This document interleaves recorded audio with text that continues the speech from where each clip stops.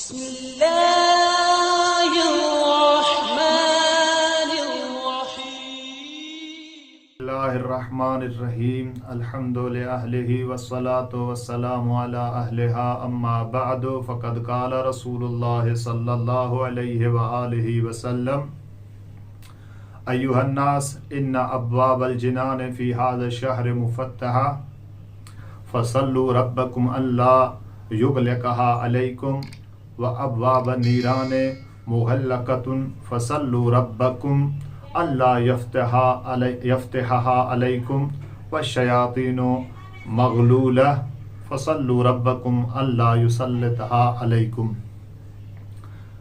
سامعین محترم و ناظرین کرام، السلام علیکم ورحمۃ اللہ وبرکاتہ.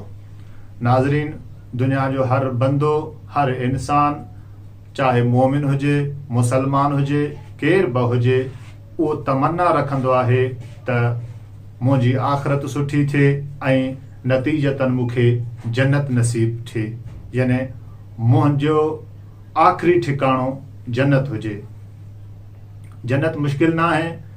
हज़रत रसूल ख़ुदा सल्लल्लाहु अलैहि वसल्लम जन तव्हां ऐं असांखे अॼु खां कई साल पहिरियां दर्स ॾींदे हिकु ख़ुतबो बयानु फरमायो. उन ख़ुतबे में रसूल ख़ुदा सल्लल्लाहु अलैहि वसल्लम हिकु फार्मूलो ॿुधायो हो ऐं उन में रसूलुल्लाह ॿुधायो हो त ही जेको महीनो हले थो पियो, महीने माहे रमज़ान, उन माहे मुबारक रमज़ान जो जिते रसूल ख़ुदा फ़ज़ीलतूं ॿुधायूं, रसूल ख़ुदा आमाल ते तरग़ीब ॾियारी, उते रसूल ख़ुदा हिकु जुमिलो इरशाद फरमायो, अय्युहन्नास, ऐ इंसानो, ऐं मुंहिंजा सहाबियो, ऐं मुंहिंजा कलमागो, इन अब्वाबल जिनाने फ़ी हाज़ शहर मुफ़त्तहा.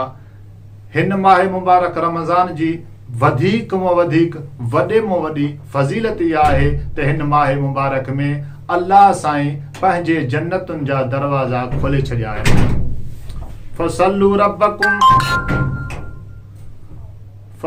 रब्बकुम अल्लाह युग़लिक़हा अलैकुम. बस तव्हां पंहिंजे परवरदिगार खां दुआ घुरो त इहे खुलियल दरवाज़ा हमेशह तव्हां ते खुलियल हुजनि, इहे खुलियल दरवाज़ा तव्हां ते बंदि न थियनि. अॻिते रसूलुल्लाह सल्लल्लाहु अलैहि वसल्लम जन फरमाइनि था, व अबवाब नीरान मुग़ल्लक़तुन, जहन्नुम जा सभु दरवाज़ा हिन माह मुबारक रमज़ान जे करे बंदि थियल आहिनि, बंदि कया विया आहिनि. फ़सल्लू रब्बकुम, बस तव्हां अल्लाह खां इहा दुआ घुरो त अल्लाह सां इहे बंदि दरवाज़ा असां लाइ हमेशह बंदि हुजनि, इहे असांजे लाइ न खोलजां. अॻिते हज़रत रसूल ख़ुदा सल्लल्लाहु अलैहि वसल्लम जन फरमाइनि था, व शयातीन मग़लूला, ऐं वॾी ॻाल्हि इहा आहे, हिन माह मुबारक जी फ़ज़ीलत इहा आहे त हिन माह मुबारक रमज़ान में अल्लाह शैतान खे क़ैदी बणाए छॾींदो आहे, शैतान मुक़य्यद हूंदो आहे.